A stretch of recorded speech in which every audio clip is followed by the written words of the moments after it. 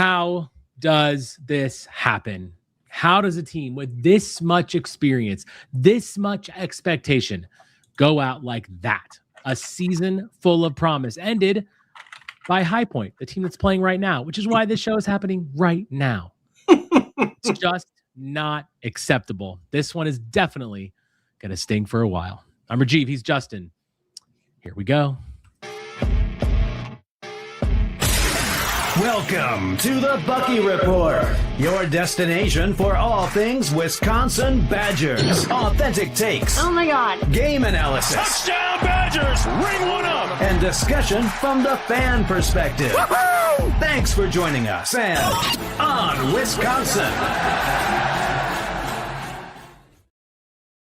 Welcome to the Bucky Report. We are your hosts, Rajiv and Justin, back together on a Saturday evening to talk about all things Wisconsin Badgers. On today's show, we've got a lot to unpack because what we watched on Thursday was one of the most stunning and frustrating losses we've seen from Wisconsin basketball in a long time. Or was it? We're going to break this thing down from every angle. What went wrong against High Point, where the game flipped, the decisions, the execution, and the bigger question that now won't go away. Why does this keep happening in March? And then later in the show, we'll shift gears to Wisconsin football, where spring practice is underway, and we're already starting to hear some early buzz and storylines coming to light. You can find our show on YouTube and wherever you get your podcast. If you like what we're doing, hit that like button, hit that subscribe button. Thank you so much for your endless support of the show. This one's going to be tough. It's going to be tough. We are doing this on a Saturday tonight because I'm not going to watch the High Point game. It's not on my TV. I don't care what's happening with it. I'm not going to watch it. I can't stomach it. So this is what we're doing the show instead, to talk about it when we should have been watching our Badgers play right now. A couple quick programming notes before we get going. First of all, you guys, many of you know I'm having a baby this week, so that's pretty exciting. So you'll see a little bit less of me. I'm still going to do the Sunday shows, but I probably won't be appearing on Locked On for the next few weeks, or any midweek shows here, whatever Justin does with recruiting and football stuff, he'll do that. But I'll still do the Sunday stuff. But it's going to be different in my house going forward. And also, before we touch on anything bad, we do need to talk a little bit about something really great. The Wisconsin women's hockey team has once again advanced to the national title game. They will face Ohio State tomorrow, and the men's selection show is tomorrow. Wisconsin expected to be a 3 seed, which should be pretty great. That'll be fun to be able to talk about a tournament we might actually win something in. I don't know. But the women, of course, our women's volleyball team, A1 top notch. Our women's hockey team, A1 top notch. Our men's basketball team, Justin, is I was going to say the men's hockey team is very similar to the basketball team in that they can be incredible one game and then, well, let's just say dog shit the next. Yeah, I mean, it's just, so we're going to just start here. We have to start here. It's one of the most painful losses I've really experienced. And it's because I feel like there was just so much more expectation this season. Another 5 seed. We lose to another 12 in the first round. That's the 3rd straight year we've lost in our home whites. And yes, that means as the higher seed, 3 years in a row, 2 of them in the first round to double-digit 12 seeds. And of course, last year to BYU. Simply put, man, this is horrendous. I'm still seething from this game. I haven't really talked to you like too much in person other than through text. So I want to know your initial reactions. I know you were very heated after the game. I did get those text messages, but where are you at now, 48 hours later, as we, sit here today? Well, I mean, my perspective on this is pretty much this. We took the one thing that wasn't broken, or that was like the biggest point of emphasis under Bo Ryan, which was defense, and chucked that out the window when guard took over. And we got all this talking about how we needed to, update the offense and bring it into a more fast pace, downhill kind of attack. And what has been the thing that has lost us these games the last 3 years? It's been defense. Inability to stop anyone from getting into the paint and being able to create. They hit big threes down the stretch in this game. The whole reason we lost this game was because we could not contain Martin at all.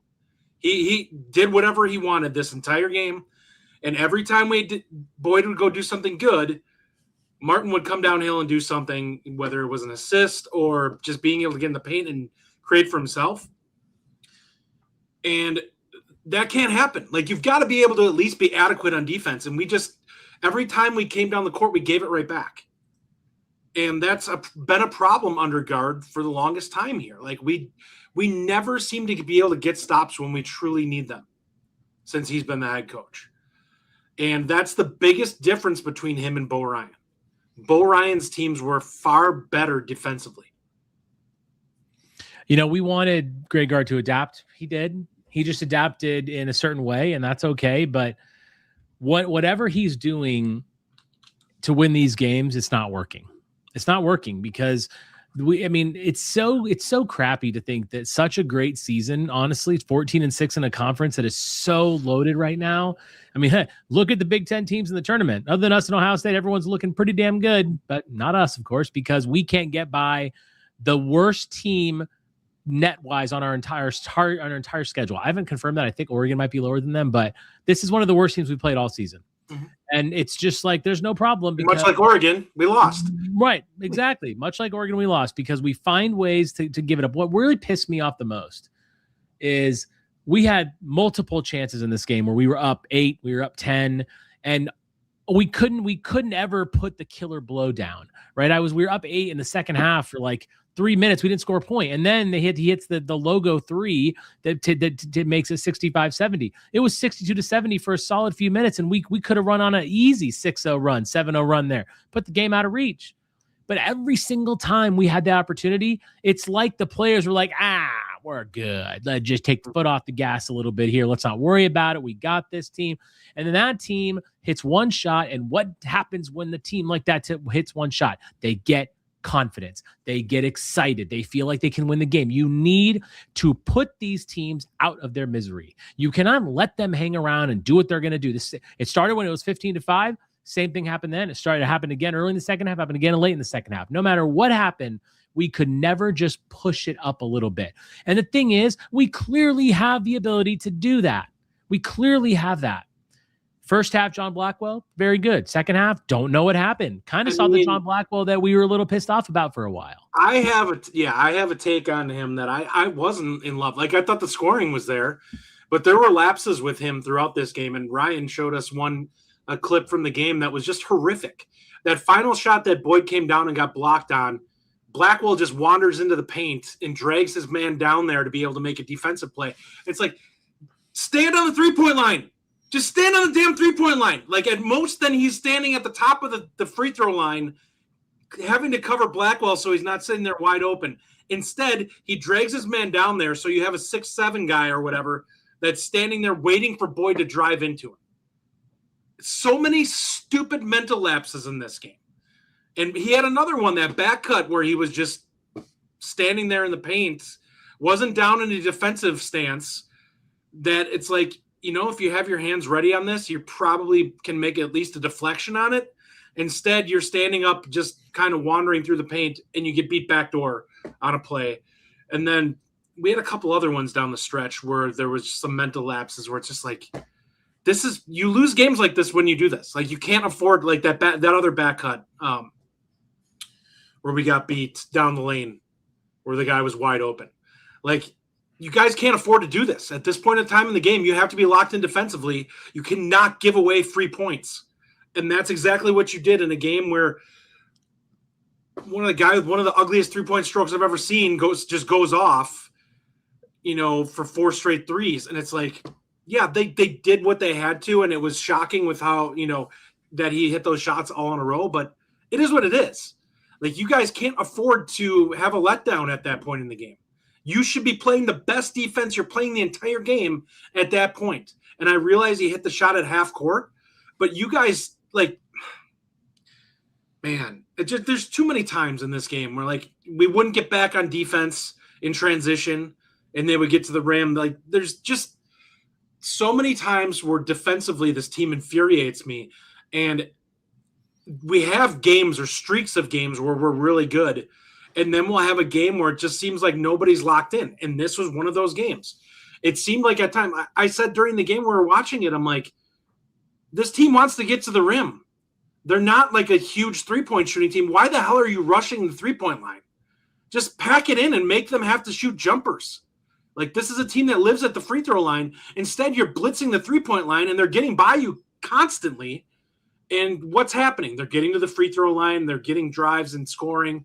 And then that's when the three-point shooting starts to hurt you because they shot well enough that it ended up stinging you in the end.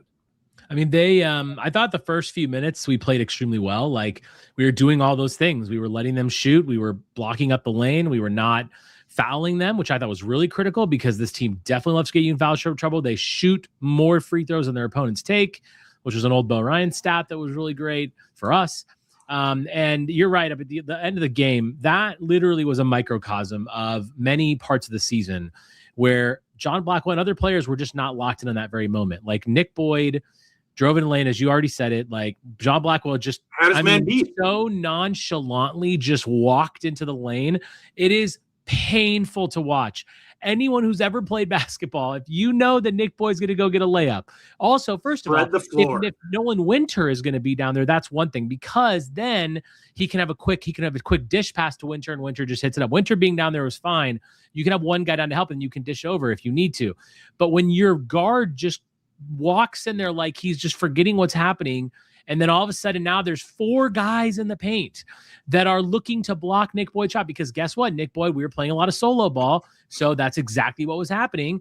And then Nick Boyd was going to shoot. They knew Nick Boyd was going to shoot. I will continue to say our late game executions are horrendously bad, which we're going to get into late game executions in a minute. But yeah, you put up a comment up here. Yeah, Stephen K., I think this is all we can hope for without increasing NIL budget. This is not an NIL issue. This is a coaching issue. Like, when players are doing stupid things on the court, you have to put that on the player, yes. But as a coach, they need to know what the hell they're doing at the end of the game. And if they're not still doing that at the end of the season, there's a problem. Like, you're not getting through to whoever. That's something is not locked in. And we've seen it throughout this season the entire time. Like, we were not the less talented team in this game. We were not the least talented team, or the less talented team the last 3 years. Like, BYU is a game that should have been a coin flip, and it was, for better or worse. That was a really good team that we played. But that is a game where you're going in, you're the higher seed. It's not like you're a bad team. You don't get to say, well, if we just have better players. Like, that is a cop-out in this case. Like, this was a coaching issue. Like, and I'm not just crapping on guard here, but the results are what the results are. Like, he is consistently not winning games as a higher seed in the tournament. It's one thing if you're an 8-9 game. It's another thing completely when you're a high seed. Yeah. Yeah, no doubt about that. And we're going to talk about Greg Gard, obviously, at some point in this show. You can't have this show without talking about that discussion. Obviously, defense and rebounding were 2 big issues in this game. We got out rebounded. They dominated us on the boards at times. They were owning it. They wanted it more. And as I said, one of my keys to the game was defensive and rebounding intensity. All we had to do was bring it. Now, listen, I want to say this, and I didn't say this at the top of the show. Credit to High Point. Those guys played their asses off, okay? They wanted it. That is a well-coached team, very well drilled. They are not the most talented, but they're probably giving Arkansas fits right now. I think I looked at the score. They're up a little bit. Like, they're giving them fits. They're a difficult team to beat, yes, but we beat Michigan on the road. Don't give me that shit. Don't tell me we can't beat them. Don't tell me that we're not good enough for that. We are, and we don't need to run into these buzzsaws all of a sudden and just like, oh, we're going to fold like a house of cards. No. We have to do this. Question from Badger Fanatic in this vein says, this era is different. You can't drill defensive concepts as well as Bo could for 4 years.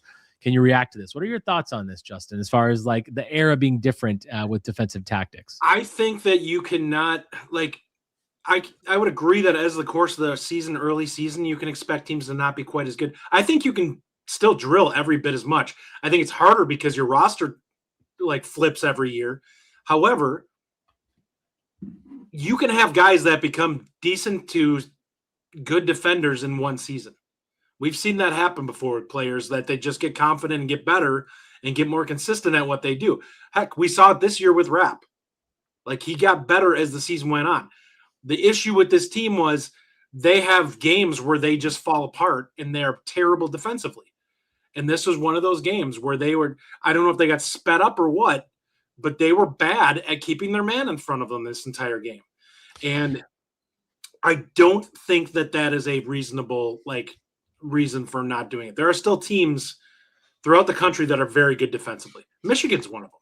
Yeah, dude, for sure. Was good, very good the entire season on defense. Look at Iowa. Look at Iowa defensively. Yeah. They were like the number one field goal defense. They have a brand new coach. They literally like they were so stifling to Clemson yesterday. It was insane. I was like, wow, but that's the thing. Like, yeah, listen, I'm all this whole narrative of like, okay, we're a strong offensive team now. We play different. Like, we're gonna have to give up some on defense. I'm over that. I'm over that argument. I'm over any of this thing with defense. We have to stop being such a porous defensive team. Like, are you kidding me? We are Wisconsin. We do not play bad defense. We've been played really bad defense for 3 years, and it was all coincided with the offensive flip. Now, I appreciate that. I'm okay with us playing 5 out. I'm okay with us shooting threes. I think some of the offensive actions this year were brilliant, but you have to be able to bring it on the other side. So what that means is you've got to have guys that prioritize that and then can play man-to-man defense, that you've got to have guys that can be good on-ball defenders. You've got to have guys that are strong. You've got to have rim protection, for God's sakes. Like, there are things that we need to get. I understand that we've had a good regular season. I understand we've had some great wins, but all that falls very flat if you lose to a 12 seed in the tournament. So if you want to change that, every single year, these last 3 years, it's been defense, defense, defense. BYU ran us off the freaking floor last year because we had no defense.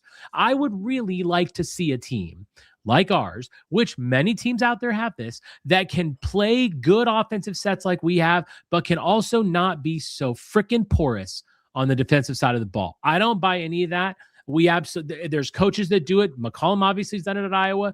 Many people can do it. It is unacceptable to be this poor defensively. And if you need different players, then go get different players, because I'm so tired of seeing straight line drives, wide open threes, and just getting to the rim no problem. Hello, where in the hell has our defense actually been? It's not good enough, and it needs to stop right now. Well, I mean, here's the other part of this. Who do you look at on this roster that you could say going into next year could take a big leap defensively? I think the two bigs have a chance to get better defensively and become solid defenders. But there's nobody that I look at and say, these guys are going to be above average on defense. We're actively probably going to get worse defensively based off of what's still on the roster. Maybe Hayden Jones becomes a guy with his length that's capable of being a pest defensively, but I don't think we have anybody with the quickness or athleticism to really be able to lock down on the wing. I don't think there's anybody, if depending upon what happens with Winter, if he leaves, that you feel confident can be disruptive in the lane at all. And even Winter is not exactly a pest in the lane. Like, he has times where he can be really good, but he also has times when he's just kind of there. Like, there's nobody on this team that I look at and say, this guy has a chance to be a really high quality defender. And I don't know who you bring in. Like, we seem like we're leaning so heavily to the offensive side of it now, where it's like, you know what? You can also just get a guy who's just a good athlete that brings athleticism that is a kind of work in progress on offense, and that can be your goal, to develop him offensively to be more than a guy who's just a hustle player. But sometimes you have to accept the fact that a guy may not be a stud on offense, but really helps your defense because of his ability to move and do things. Listen, by the way, the next time we're a 5 seed and we play a 12 seed that's purple colored, I'm not even going to watch the game. I'll tell you we're going to lose. Like, the flashbacks of JMU are just constantly in my head. It's horrendous, absolutely horrendous. Do you think Winter, like, first of all, there were so many close calls in this game. Like, if any of those crazy ass threes don't go in, we win the game. If we make one bucket, we're up 62-70, probably win the game. Like, there's so many things that had to happen. But the thing is, it didn't, because we're in this close game. We should have been up by 20. We should have been killing this team. If Winter was healthy, do you think that makes a difference? I think probably on the rebounding it does, and it's probably sneaky. Yeah, I would say that's the only spot. I don't think that it makes we probably win the game if he's healthy, but I don't think that it substantially changes the score. We probably win like 87-82 or something like that in this game. Like, people can look at Winter for what he is. Like, he still played solidly yesterday, despite the fact he was not 100%. It wasn't like he was going to go off for 25 points in this game. He probably ends up with something like a 12-9 or something like that. And yeah, it's a nice day. Maybe he grabs a couple of rebounds that we don't normally get if he's in there playing more, which probably helps. But you had size advantage in this game, and you had guys with size that were out on the court. There's zero reason why, and this has been going on for years now. Like, we how many times did you listen to me just go nuts seeing Stephen Crowl have one freaking rebound in a game? And I'm like, what the hell are you doing? Like, why is your guard getting 7 boards, but yet your big man can't get more than 2? We would have won this game with Stephen Crowl. I hear you on rim protection, rebounding, physicality. Clearly, we need that. Clearly, we tried to get that this year, but the money wasn't there. On the perimeter that was capable of slowing down a guard with some level of like athleticism and speed. And that's Boyd wasn't able to do it. And that's what it is. Like you and Ryan said it best on the reaction show. You need one of them. You got to have either perimeter, you got to have a lockdown perimeter defender, or you got to have a rim protector. You can't continue to go into seasons with neither. It's not going to work at all. I wanted to go here next. And Mike 78 teed us up well with it. He says, what happened to drawing up a play at the end of the game, just not having someone go one-on-one? Listen, and I'm going to get your take on this in a minute, but I'm going to just go off for a second. I am so sick and tired of Greg Gard's late game execution. What in the hell is he doing? You just go back at the Big Ten tournament. Let's go look at that game where John Blackwell shoots a 7-foot from behind the line 3-pointer as our last second shot to win the game when we're tied. What is that? Every single time in this game where we needed a bucket late. Now listen, Nick Boyd kept going. He was driving there, but everyone knew what was coming and nothing changed. And he missed 2 consecutive runs because we didn't pass the ball. And I have no issue with Nick Boyd making a play. And had Nick Boyd made one of those shots at the end, if Blackwell doesn't drag his man down there. Had Nick Boyd made one of those shots at the end, then we would be talking about a different story. We would still be frustrated with the late game situations. I certainly would be. Call a timeout and draw up a play. How can we run such great offensive sets time and time again throughout the entire game? But then when it matters at the very end, we're just, nope, ISO ball, which by the way is Bo Ryan did a lot of that too, which annoyed me.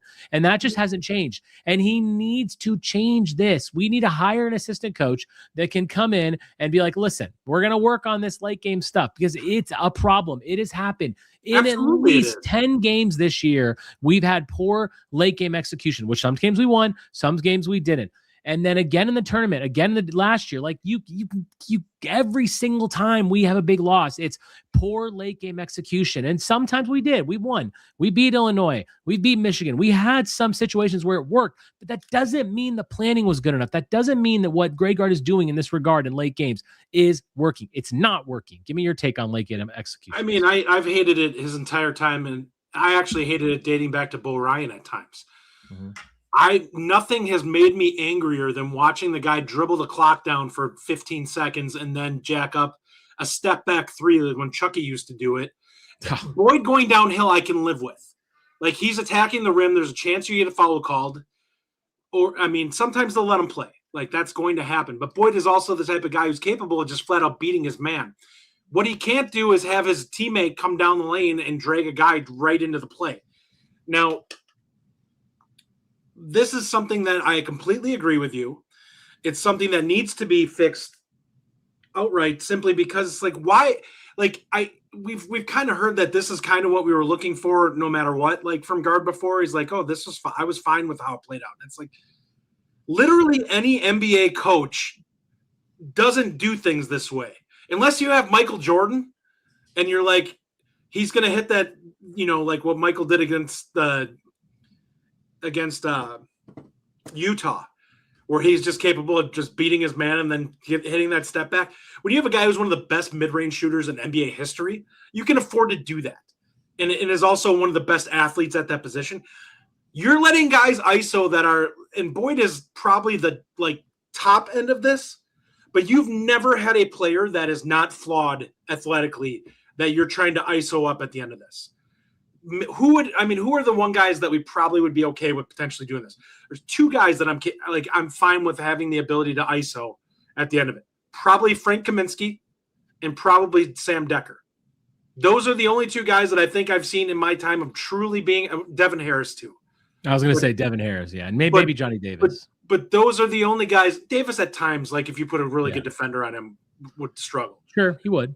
But those guys were capable of beating whoever was across from them, whether they were an NBA type guy or not. And that's the thing with this team is like he'll sit there and he'll just be like, go out there and make a play.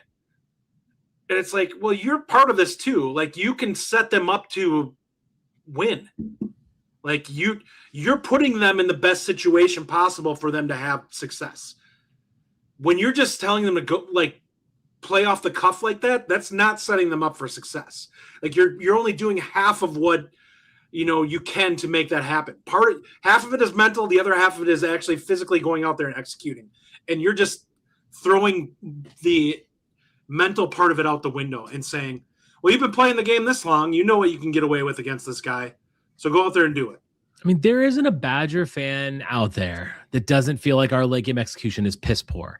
Yet it doesn't change with Greg Gard. It's shocking to me. Listen, I've given Greg Gard a lot of credit this year, and we're going to talk about Greg Gard next. But I just feel like there's something's got to change with him, man. He can't keep doing this. It really pisses me off. Just make some changes, figure it out. And if you are going to run ISO, call a timeout and tell everyone to stay the F out of the lane. Because then you have a true ISO situation. And if someone helps, boom, there's your pass, there's your shot. And I would take a wide open three. That's fine. I'm not going to hate that one bit with how well this team shoots the three. If we'd have taken a wide open from Blackwell in the corner, fine. But having three guys converge on Nick Boyd, and listen, Nick Boyd was trying to make a play. I'm not going to blame him as much as I'm going to blame the fact that the setup was shit. And he had nothing to do. He beat his man off the dribble and was going in there. And it was like a guy was in the lane that should not have been there. There's zero chance if Blackwell's sitting on the 3-point line that there's anybody there. He just beats his man and scores. Instead, it gets blocked because that guy is sitting basically on the block because Blackwell's below the free throw line for whatever reason. He was in the paint. He was literally on the block. What is he doing down there? Was he going to get a pass? Because by the way, it would be one thing if he was prepping to give a screen. Then I would understand. Was standing right next to him, so there were literally two guys on the block, just with allowing their guys. Oh yeah. Here, you want to go defend that too? Go ahead. I'm just going to stand down here so you can defend that shot. What the hell are we doing? And Shaden says it right. End of the game has been an issue for years. Sure has. It's going to continue to be while this man is our coach. Let's talk about that now, Justin. We've had discussions round and round for the last couple of years about this. My opinion is pretty clear. I will give it, of course, again, but I'm going to start with you on this. And I want everyone listening to this, whether you listen to it or listen to it live or in the comments or later, I'm curious. I want to try to get a sense of what the fans are out there saying. I want to put your answer in the comments. Very simple. Is it time to move on at this point because of all these situations in the tournament? Everything you look at in the regular season, you look at this 3 straight years, we're losing on our home whites, higher seeded team. 5-3-5, we lose. We don't get to the Sweet 16. Should we fire Greg Gard? Justin, your opinion. I can see why they won't. I personally have higher aspirations than this, and this is unacceptable to me. And I said it when we were going into the tournament, this is a failure if we lose to this team. We have no business losing to High Point. And I stand by that. We have no business losing to High Point. We were the better skilled team in that game. They played harder, and they got it done when they needed to, and we didn't. And I felt like there was effort portions at times, part of that being mental, where guys just didn't seem locked in and knowing what it was. And it's you're not taking this seriously? The real teams that are out there looking to win this tournament come out and handle their business. They get up 25 right away, and they're just we're going to coast. We're going to beat the crap out of you and then just save our energy heading into the next game. And we did that for 5 minutes of the game, got up 15-5, and then just let our foot off the gas and started playing with total morons the rest of the game. So to be clear, if you're Chris McIntosh sitting in that chair right now, are you firing him? You would fire him. Okay. Listen, and there are a lot of people that have that opinion. Okay. And I understand that Tyler Strieber, good friend of the show, says, yes, strive for more. We've seen Greg's ceiling and it's not up to our expectations as fans. Any delay in trying to achieve our expectations is malpractice. Okay, Tyler. Tyler's laying down the gauntlet out there, man. Love that guy. Okay, so my take is the opposite of yours. And listen, I want to say I totally hear all the understanding. Can I say one more thing before we get into this? Yeah. I don't think, here's my issue when people say that he needs money. And my perspective on this is other than BYU, we have not lost to a team in recent history that has been more talented and has had a better roster than Wisconsin. That's a very fair take. Yeah. It's nothing to do with money in those games other than BYU is probably a better talent team. BYU has a lot more money than we do. Okay, so listen, my thought is when I get asked the question, is it time to get rid of him because of the tournament? A part of me certainly was like, God, just get rid of this guy. We can't do this anymore. But then I look down the street at Camp Randall, and it's very simple to me. My answer becomes very easy. Hold on, let me say this. My answer becomes very easy because I've always been a high floor guy. I will continue to be a high floor guy. And we did go 14-6 in the Big Ten Conference this year. We had wins at Michigan, at Illinois, neutral Illinois, at Purdue, fantastic wins. We clearly adapted offensively. Things must change, yes. But honestly, I have no interest in starting over from a guy that at least gets us to the tournament. And yes, he needs to do something to change. And he, listen, 3 years ago, we said he needed to change. You and I both said this, and he did. He changed offensively. We look much better offensively now. He has to continue to adapt. And if that doesn't happen, then eventually that time will come. But listen, I am so devastated by what's happening on the football field right now. And when you change, the floor can drop out. We know this. We could end up like a lot of other programs that just lose that whole floor and have to spend years building it back. I don't want to do that. I'm not happy right now, but I do believe that Greg Gard deserves to keep his job. And I also believe that Greg Gard deserves more NIL money because he has pulled 3 great transfers the last 3 years. AJ Storr, John Tonje, and now, of course, Nick Boyd. Nick Boyd being the best. And if he gets more people like that and can get that athletic size that you keep talking about, that rim protection, I agree with you. He can get those guys if he's given more money. And I'm not saying he's going to take us to a Final Four, but I am saying that I still believe that maybe he can with the right players, but he has to adapt. And I will say that. And you can keep the receipts on that. He has to change, but I don't feel like it's time to make a change, man. I really don't. And I would be pretty devastated if they did. Also, my opinion, McIntosh definitely will not do that because of the football program. He has got way too much shit to deal with right now, trying to get Luke Fickell up to par. And that's not going to happen. You and I just have a different, we have different perspectives in terms of how we view it. And mine is simple. It's like, if we're not striving for excellence, we're striving for mediocrity. And that doesn't mean that he hasn't done something. I can understand why you want a set standard of this isn't the bottom, hasn't fallen out of this. But my perspective on it is this. You hire slow, fire fast. In other words, make sure you do your due diligence when you hire somebody, and make sure that if you feel like it's the wrong fit, you get rid of that person, you move on rather than drag your feet on it. You can use that for the same perspective when it comes to Fickell, and I can understand why people would look at that. Fickell's had some things he can blame, but I would have fired him too. And I would have said the results are not good enough. And I would not have let this play out. And maybe he pays off this year and he ends up turning it around for Wisconsin and the football team's really good. But my perspective is pretty simple with it. It's like if somebody's not meeting your expectations, you move on. And way too often in college sports, they'll sit on somebody and let them be ineffective for 3 or 4 years and not make a change. And there's way too much money at play. And that's part of that is contractual. Stop signing these guys to these massive buyouts and saying, if we fire you, you're going to get your whole contract. You know what? I'll pay you good money up front. You want to have $4 million, $5 million, $6 million a year? Fine. But that contract, when it ends, your pay ends. You're paid on an annual basis. And hopefully they get that through their thick skull that they need to do that.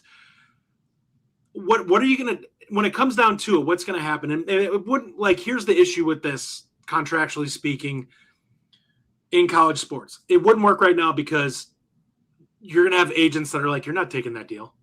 We're going to find somebody that's going to be willing to pay us for the long term.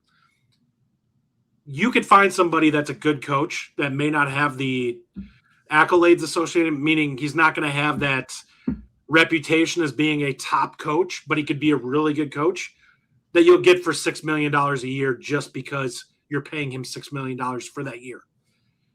And that guy will come. You won't get the high name guys because they're going to want their whole contract guaranteed. But I think that needs to change in college sports in general. And I think you need to look at it and say, when somebody's ineffective, we need to be able to let you go. And if that's, you need to bet on yourself. And that's the exact attitude I would have towards a coach. I'd say, listen, why shouldn't I fire you if you're bad? Like, we can have conversations if, like, you have injuries or whatever that end up costing you in a given season. But if you're ineffective for multiple years, I should let you go. But he's not ineffective. Like, okay. He's not ineffective. Yeah, I agree with that. And that's a bigger picture view. But I'm saying when it comes to guard, what I have to take a look at is, what is Wisconsin's expectations of what their role is in college basketball? We are better than a team that loses in the first round of the tournament. I agree with that. And I yeah. And I'm not asking for Sweet 16s every year. Like, some people think that we should be doing that. I think if I'm Wisconsin, I think you should be getting to the round of 32 every year. Like, upsets happen, sure, but, like, you absolutely should be getting at least one win. And maybe every third or fourth year, I expect you to make a Sweet 16 run. But that's about it. Tyler Strieber, Rajiv, you're my guy, but I don't like the high floor take. That feels like settling to me. You can't be mad about losing to High Point if you're willing to be complacent. Scared money don't make money. So here's what I would say to this, okay? Here's what I would say, Tyler. And this is a very fair take. I love Tyler. He brings very strong opinions, and I appreciate that. So here's what I would say. Had Nick Boyd made that shot yesterday, had that number 99 not pulled crazy balls out of his ass and three-pointers from the middle of nowhere and fallen off to whatever he was doing, if he missed one of those shots, we don't lose that game. And I don't think anyone is having the fire guard take right now because we're still in the tournament. And yes, but that's the difference. And I hear you, we lost, and I'm pissed about that. But that's literally one bounce of the ball away from being in the round 32. Last year, it's one bounce of the ball away from being in the Sweet 16 if Tanjay makes that shot. They shouldn't have been in that game. That I hear the take.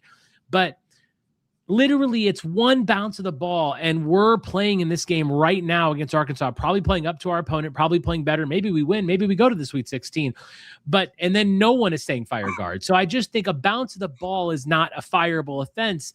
Like, I just think now if you don't make the tournament, that's a systemic problem, and that's a problem. But he's a 5 seed. He has to start winning these games. I hear that, but I am a high floor guy because I don't want that. I don't want to be a fan of a team, Justin, that doesn't make the freaking tournament. I hate that. I've seen so many friends, they can't watch tournament. Their team's never in it. I don't want that. I like being in the tournament. I like having that. So I'm never going to say off one bounce of the ball that you fire a coach. That's my retort to that. You can't not fire a coach because you're afraid of failure. You have to assume that you're a smart enough person and you're good at your job that you're going to find somebody that can be successful. Now, that doesn't always happen. You have to take a look at that. But the bigger picture is this. We're not angry about this because of one game, though. The reason why he's getting the fire hate is because he's done this multiple times. And that's why people are looking at it and saying, this is just another instance of him blowing a game like this that he has no business blowing. Now, I'm like, again, I have my issues with him is losing this game is not, to me, again, a talent issue. Like, Wisconsin was the more talented team in this game. That then comes down to it is a coaching issue. And I have to say, you should not be losing these games. So I have to look at it from him and say, hey, this is a problem. And I understand what you're saying. I can appreciate the perspective you're having. I wouldn't be calling for him to be fired if, like, he's had, was it 3 times now he's lost as a 5 in the first round? I think he's been upset 3 times. It's certainly JMU and High Point. I can't remember the last one, but yeah, I mean, he's upset a lot. We've lost 3 times on our white jerseys. That's an upset. It's terrible. Good comment I put up here earlier from Will Hanna. He says, very simple. Justin is willing to take a shot on grass being greener, and Rajiv is not. And that is the question. I agree with that. And I think this is where the fan base is split. I'm definitely on the side of no. Like, he's a good coach. Yes, this sucks. And yes, it's not acceptable. And yes, things need to change. But I don't think it's worthy of fire because I am worried about that grass. I am worried about it. Like, I don't want a coach that comes in here and sucks. Like, just look down the street, buddy. Like, that's all you got to know. 5-7, 2 years. It's like, we're dealing with this already, and I just can't deal with it again. And also, I think with more money, with NIL actual funds, Greg Gard's going to find gems. He finds it every year. If he would have got that guy from Villanova that he wanted, if you would have got a rim protector, another big, like, we probably wouldn't be in this situation. And I think that is something that you have to take into account, because we know a school like Indiana had a $32 million roster this year. They didn't make the freaking tournament. We're nowhere near that, and we're a 5 seed. That there is an element of coaching. And by the way, I came on this show as pissed off as I can be. I'm not trying to be the ultimate guard defender, but I just think you got to put it in perspective. How much money did Indiana spend on their roster? $32 million. Who the hell were they spending it on? Exactly. It was one of the highest rosters in the country, and they didn't make the tournament. It's crazy. It's like, so listen, let's just wrap up the basketball discussion and we'll go to football, obviously. But anything else you want to touch on here? Like, I understand the guard thing. We're obviously not going to agree, and that's fine. We're going to have this debate again in the offseason like we do every year. But like, anything else you want to just get off your chest about this basketball team? Yeah, I mean, like I said, when we started talking about it, I don't really have qualms if they keep him. It's fine. But this can't happen. You can't continue to have this and not have conversations about it, because it's one thing to have regular season success, but this is like, it's like watching your favorite team make the playoffs in the NFL or Major League Baseball and get booted in the first round every time. Like, you look at it and you're like, I want to see more. Like, this is brutal for me to have to watch it and just see my team get their teeth kicked in every time they make it to a postseason. Yeah. Ryan, good comment here. I think this is a fair take. There's a better chance guard takes a step and makes it run than Wisconsin hires a guy who consistently is a 5 seed. I think that's where that line is. And I think every Badger fan's they're on one side of the line. I'm curious what everyone thinks. Please put your stuff in the comments. I'm no wrong opinions here. Like, Tyler obviously disagrees with me. I respect that. I love that we had a good back and forth there. I think it's totally reasonable to have any opinion you want. I'm just of that opinion that I don't want things to change right now. Zach Bart's guard is Matt LaFleur in a different sport. Yeah, I mean, that's Zach, pretty accurate. Listen, Zach was also one of those guys that wants him to get out there, and I get that. I know there's a lot of people that listen to this think you guys Rajiv, you're nuts for wanting to keep him, but I think it's also an emotional reaction. If you're like, if you're a fire guard, you're fire guard. That's fine, but we also just lost this crazy game, and I do hear that it is unacceptable. But it just sucks, man. I'm sad. I'm just so sad. I've been so sad all day. I've been watching a little bit of the tournament here and there. I'm just like looking forward to this game at 6:45, like my time tonight was when the High Point game started. I'm like, we have to do the show at that point, because I just can't even I can't fathom turning on the television right now and seeing what that score is. I think it's halftime now, but like, oh God. Let's switch to something a bit more positive. We're talking spring football. Spring football practice has started. 2 practices are in the books. Our good buddy Ryan was at the one a couple days ago.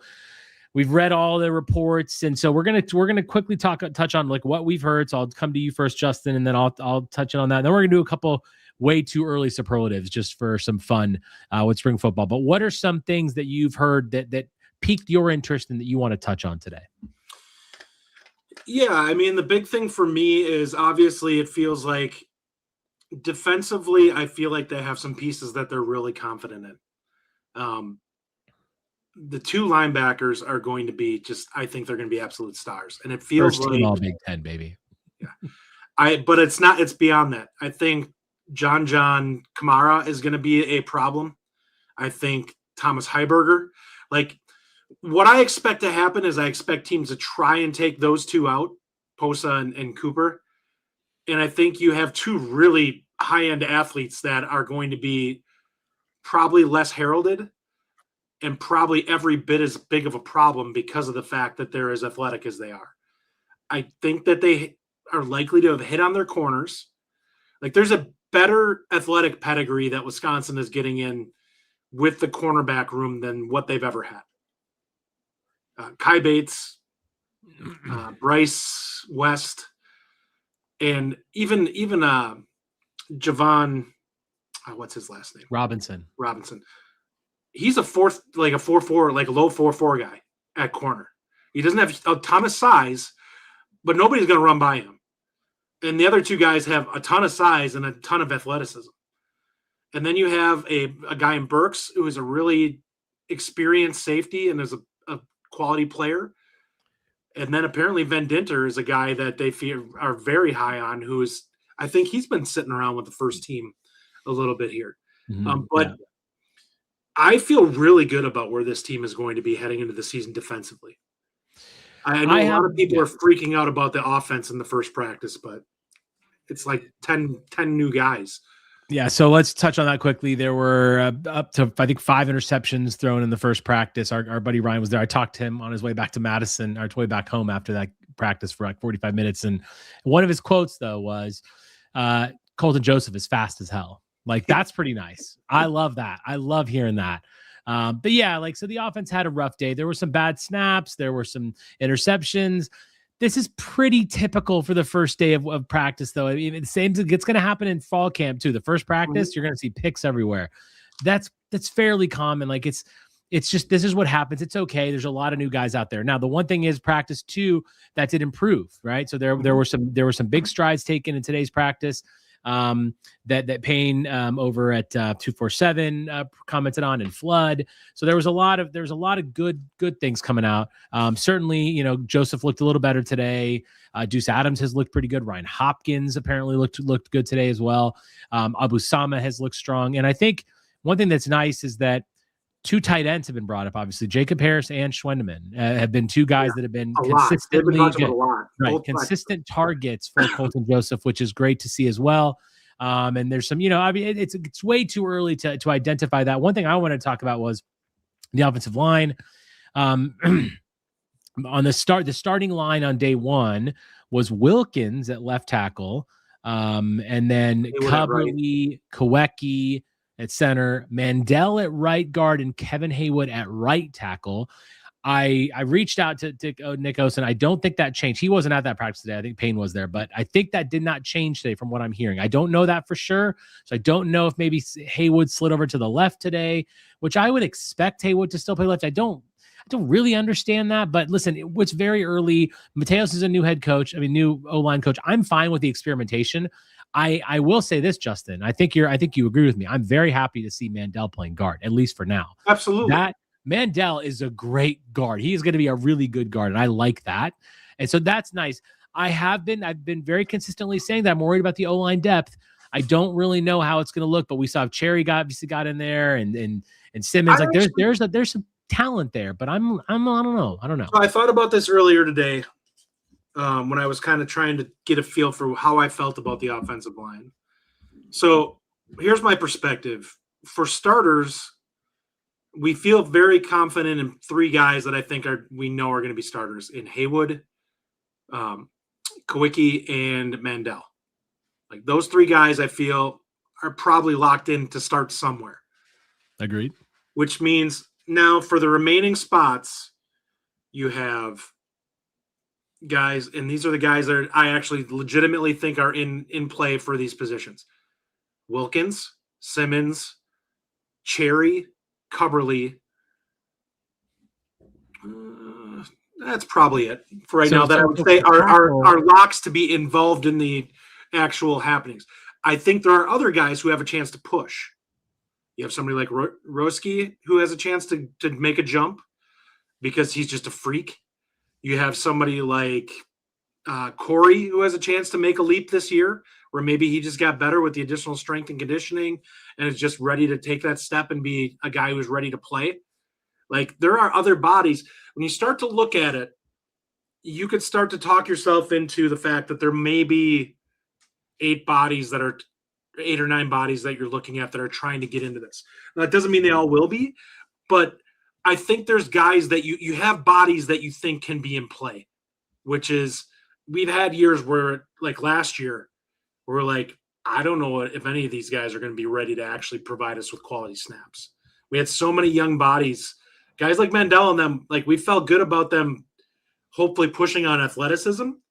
But I don't think any of us would have been shocked if they weren't ready to play. Some of these other guys are getting to the point where it's like you need to be like physically and technique-wise ready to provide snaps. And I think that the ones I listed, those guys probably are. They're probably ready to be able to provide snaps to us, which means a 2-deep should hopefully be a possibility this year that we feel at least somewhat confident in. So I'm with you at the guard position because you got guys like Jerry, but at tackle is where I'm like, I know Haywood's there, but Wilkins, Simmons, like, are we comfortable at tackle yet still? Like, this is the thing. Like, tackle was our issue last year. Remember? Like, we had a massive issue at tackle. I'm still concerned that we don't have enough depth at tackle, specifically. I won't argue that. And I don't think we'll know that right off the bat. I know Wilkins is starting there. Like, anybody who knows football, you're talking about a guy who has moved in the offseason from guard to tackle. Like, it's going to take him some time to get his feet wet and get consistent. Like, he may have a good rep here and there, but it's going to take him a time. He might not be showing until the end of spring where you'd start looking at it. He's like, yeah, he had a pretty solid day at tackle versus you may have reps right now where he's just getting blown up, where somebody just makes him look bad. And also, guys like Cheeks and Clayton, they're going to make people look stupid. It's not going to be just our guys. Yeah.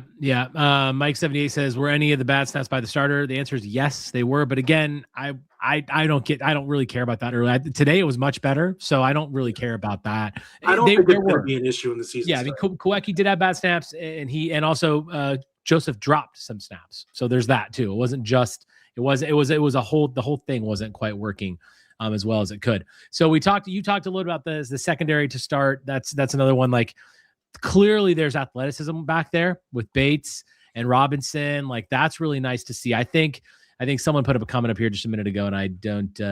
Will Hannah. I know it's early, but this is the most athletic secondary Bucky has had in years.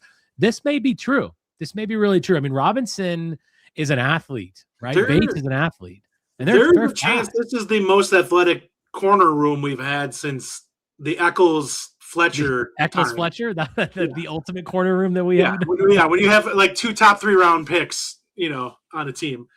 So yes, it's very possible. Like, we're talking about 2 guys that were top 15 corners in their recruiting cycles. Wisconsin's never had that. Have we had in a kid who's come in as a recruit that was a top 15 corner before? I don't know if we have. I don't think we have. Maybe back in the old days of recruiting when it's like you don't really know what you're looking at. Like, clearly Fletcher was a freak of nature when we got him. But I can't remember us having somebody that was rated at that level of pedigree. Like, we're talking guys that are top 100 type corners. Bo Dragon. I got to put this up. It's funny. Did I miss the guard is a proven choke artist portion of the show? Yes, Bo, you did. Just rewind the first 45 minutes of the show. We're talking about that. There's plenty. Just don't worry, Justin. You'll agree with what Justin had to say. It's semi of what I had to say. The name that popped up the most, though, that we got, you mentioned him in your last segment a little bit there. Sebastian Cheeks has just been going off at these practices, and he's owning it. Like, the disruption in the backfield by him, your boy Hammond Russell, Junior Poyser, Nick Clayton. There's been a lot of disruption in the first 2 practices. Again, offense. Yeah, hold on. I know offense is weak right now. This is not a surprise. That's okay. But I am happy to see that Cheeks' name has been coming up a lot. And yes, your boy's on the inside. No, I was gonna say that's right, Ryan. Junior Poyser making plays. Listen, again, I hope our defensive front was really good last year, okay? And if we have an equitable defensive front to what we saw last year, we are going to be fine. I don't know that yet. I want to see come fall camp, but you're very confident, and I respect your perspective. You know a lot about this stuff, and I very much respect that perspective. Well, but I am very concerned still that they're not going to replace those guys like Ben Barton that were just game wreckers up front. I don't know if we have that. I hope we do, but I don't know. Well, I don't know. Yeah, I don't know if we have that yet either. What I will say is this is a bigger room than what we had in the past. I brought it up in the Locked On board, and I said we have 5 guys that are 310 plus on this defensive line group, and another 2 that are over 300. And then you have a couple of guys that you're looking for to be potential players, and a guy like Anderson, who's 290, he's at the JJ Watt weight, and he looks good. Like he posted his like post workout like updated stuff, and it's like he's a legit fit 290. Like he's a guy that looks good at 290. This is my perspective on it is there is a ton of size.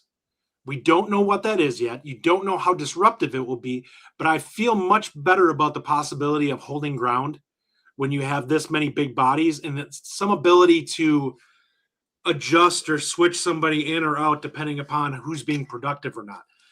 I think we have some guys like Akpono now is like 318. Like he's kind of at the size you want to see him be at. He's a guy who I think can anchor. Like at worst case, he's a guy who's going to be able to provide reps, be able to do that. We have Dylan Johnson, who's at like 316. So you have some big bodies that have also been in the system now and should hopefully be able to provide some quality reps. Yeah. Yeah, I mean, listen, there's no doubt that the defense has been sort of won the first couple of days. Justin, position group you're most excited about after the two practices, things that you've read and heard, what kind of excites you a little bit? I mean, it's the linebackers are number one, and that's across the board. Like it sounds like all of them have been really flashing. I think the other one would be tight end. I actually think that's going to be a pretty versatile group this year. We thought Steck could be a guy that was going to play, and it's possible he's really going to have to push to get involved. Sounds like Schwindeman and Harris. Who's the other one? Yeah, are really going to be flashing right now. And I think somebody said that Harris was honestly one of the faster tight ends that we've had in a while, which shocked me because I knew he's a really big body and he didn't seem slow to me, but he also didn't seem like a guy that I was watching on film where I'm like, wow. Like we watched Severs on his high school film, and I'm like, this guy flies. Mm-hmm. And I haven't really seen a bunch of those guys at Wisconsin. Even Ferguson was never a guy that I watched, and I'm like, he's just blowing by people. He always seemed like he was the tight end that was the 10 to 20 yard guy, rather than the guy that you're like, we're going to send him deep up the seam, and he can beat his man and run away from him. We haven't had the Penn State type tight ends or Iowa type tight ends really here normally. Yeah. For me, the one I'm most excited about thus far is cornerbacks. I'm really happy to hear what we've heard coming out of there. And frankly, like it's just, with the athleticism needed to be upgraded. And that was a position of a bit of a weakness for us last year, even though we had a guy like Rico who kind of slowly regressed in his career. So I'm happy to see that's looking good. The next one is the one you're kind of concerned about. For me, it's O-line still. Again, I'm not sure about this. I'm trusting the fact that Mateos is a good new coach and he's going to rework whatever he wants to rework. I'm happy that they're trying things out. I do like Mandel at guard. I would like to see Haywood back at the left side just because he just put him there and leave him there for a couple of years. Like he can be our starting left tackle for a couple of years. Just leave him there. But we'll see. Like it's very early. I'm not concerned about him playing right now. It's fine. Figure out what's going on. But that's the position that still kind of concerns me even after the first two practices. Yeah, I think that's fair. And I also think that, like, listen, I want to find out that Mateos isn't going to be – we're not going to see any Heinsohn-type decisions. And that's no offense to Heinsohn, but that is I heard numerous people tell me that he was not up to snuff at tackle. And if that's the way we have somebody that's at that position looking through spring football, I don't want to see them starting there in the fall. Like we're just going to still bank on this. I want Mateos to prove that he's capable of evaluating people and saying, all right, this isn't working. I need to move on. I need to find a different option here. Because if we go into this where we drag our feet on changes, we're going to be in the same ballpark. And I think that's part of the reason why you look at it, why under Fickell, some of the coaches that he's had have been a problem. They've been unwilling to switch over to other players. Like they've dragged their feet on the changes. And to a degree, and maybe they might not have been ready, but guys like Posa and Cooper, like they were flashing early. We knew what we had in those guys. We probably should have got them on the field repping a little bit more earlier. I know you like the guys that were in the interior prior to them, but there's nothing saying that you could have given them 10 snaps a game and just gotten their feet wet and let it play out. Like they're that dynamic of players. Tyler Schreiber asked, what did you guys hear about the running backs? Ryan told me yesterday that he kind of he looked at Abu Sama and said, it reminds me a lot of Corey Clement, which I thought was pretty telling, which everything I've read so far and talked to a couple of people, Abu Sama looks like a stud. Yeah. And that's really great to hear, honestly. And what's not surprising. Again, it's obviously early, but the fact that we kept Dupree on the roster is a good thing, in my opinion. Obviously, we lost Jones, and Sama was a really good get from the transfer portal, and I'm excited about him. Yeah, when it comes to that, people are asking about running backs. We have no idea. We'll know a lot more towards the end of spring camp when they've had consistent days worth of, actual physical contact with the offensive and defensive line to figure out whether these guys have good vision and are figuring have patience and are finding holes the way they should. It's when you're doing non-contact like this, it's so hard to tell whether somebody's sure.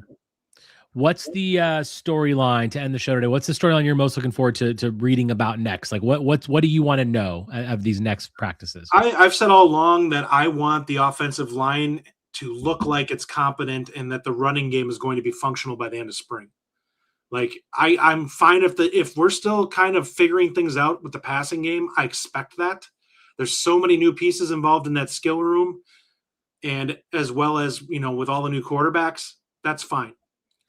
Running the football is something that we've got to figure out a way to.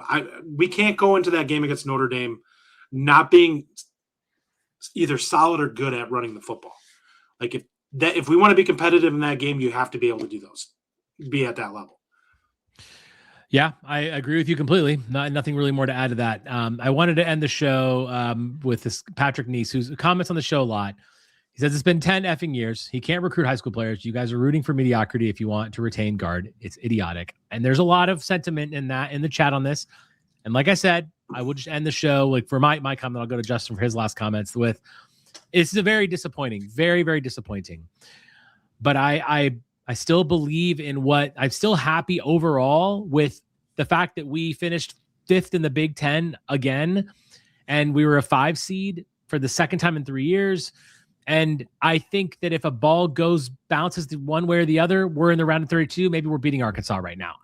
It didn't happen. It's not good enough. It needs to change. Late game execution, that is a massive, massive issue. And this guy better get some defenders for the next season. But I am still squarely in the camp that Greg Gard should be our coach. Justin, your final thoughts before we close today's show. Yeah, I think when it comes down to it to a degree, we need to get more athletic. So if you're going to give him more money, it's got to be to get better athletes. If we get a bunch of guys who are still skill and not a lot of athleticism, what are you doing?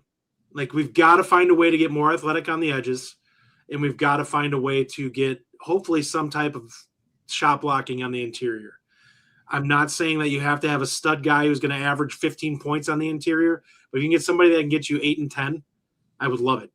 Like, that'd be great. And if it's just garbage points because he's getting rebounds and dunking or whatever, that'd be huge. Wisconsin just needs some athleticism to get involved in this room because the roster, you had a guy in Boyd that had that, but he's not a dynamic defender. Like, he was a dynamic offensive player, but he wasn't a guy that was going to be, able to kind of really dominate the defensive side. You got to get better on that side, and that's what we got to do getting forward if you're going to, make some of these issues go away. Yeah, it's a disappointing end to what was a successful season until that disaster happened, and we'll live to see another year, hopefully making the tournament and maybe getting to a Sweet 16 anytime soon, or even getting past the first seed. I would really like to not lose in our whites next year when we're a higher seed. That'd be really great. 3 straight years. I'm kind of tired of that. Okay. We're favored in all those games. We got to win those games. If we can beat Michigan, if we can beat Purdue, we can beat Illinois, we can beat High Point. It's not acceptable, and it needs to change. And it's very, very frustrating. We'll be back next week to talk. Of course, we'll close out the basketball season pretty early. We'll do some closeout stuff. 27 recruiting class is certainly going to be something that I know we're going to be talking a lot about. And of course, spring football reports. So we're going to starting to go real heavy with football leading into, of course, the spring and the summer. as we talk a lot more about it, but we will put a close out on the basketball season at some point coming up too. A sad day for sure, but we appreciate all the support of the show. If you're still listening to this, hit that like button. It's really helpful to the show. Subscribe if you're not already. Thank you so much for your continued support. And as always, on Wisconsin. On Wisconsin. Thank you for listening. If you enjoy the show, subscribe to our YouTube channel at The Bucky Report or The Bucky Report Podcast from wherever you get your content. Until next time, on Wisconsin.